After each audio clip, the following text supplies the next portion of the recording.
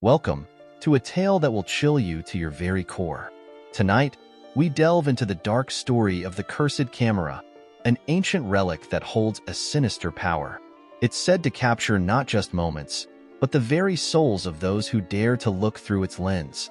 As we journey through the eerie events that unfolded around this mysterious camera, remember, some things are better left forgotten.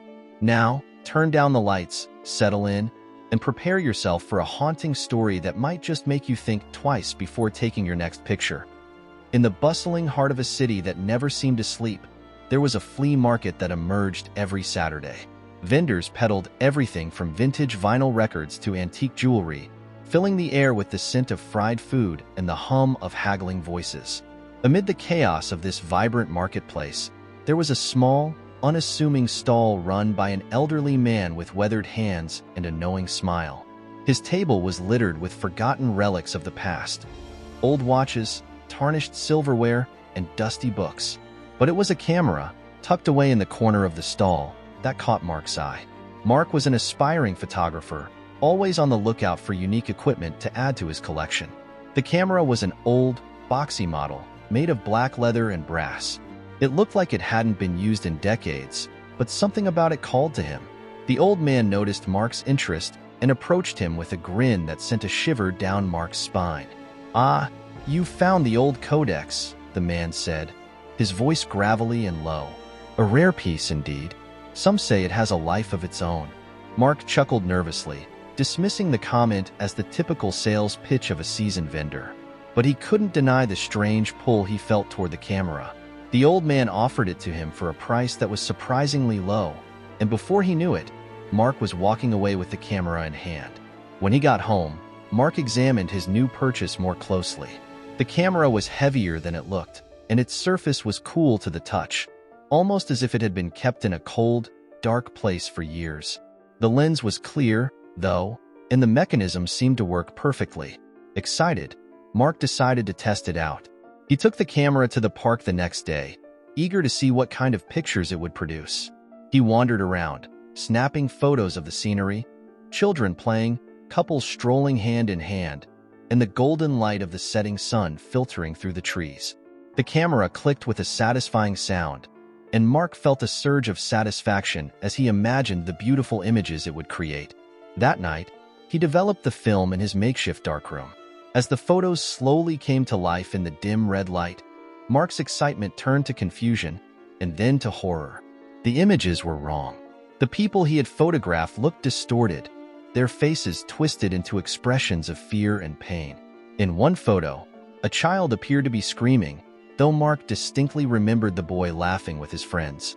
In another, a couple that had been holding hands seemed to be clawing at each other, their eyes wide with terror. But the worst part was the figures in the background, shadowy shapes that Mark hadn't seen when he took the pictures.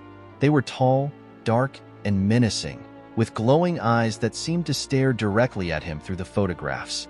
They were in every photo, lurking just behind the subjects, as if they were creeping closer with each shot. Mark's hands trembled as he looked through the images. His mind raced, trying to rationalize what he was seeing. Maybe it was a trick of the light, or perhaps the camera was damaged. But deep down, he knew that something was terribly wrong. Determined to get to the bottom of it, Mark decided to take more pictures. He told himself it was just a fluke, that there was nothing to be afraid of.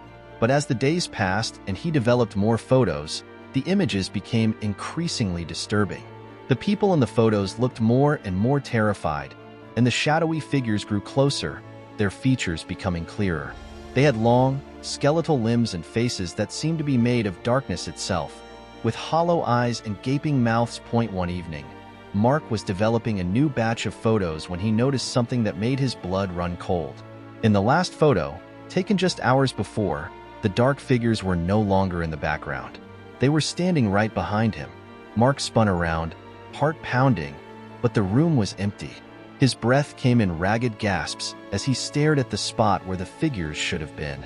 The camera sat on the table, its lens pointed directly at him, and for a moment, he could have sworn he saw something move within the glass. Panicked, Mark tried to get rid of the camera.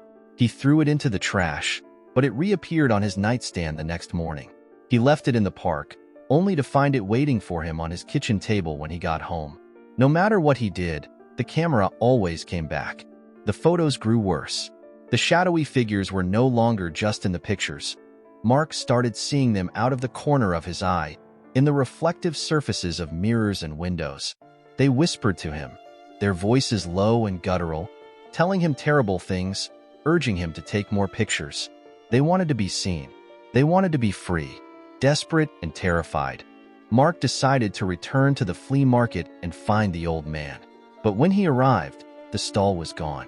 No one had seen the vendor in weeks, and no one could tell Mark where to find him. It was as if the man had never existed.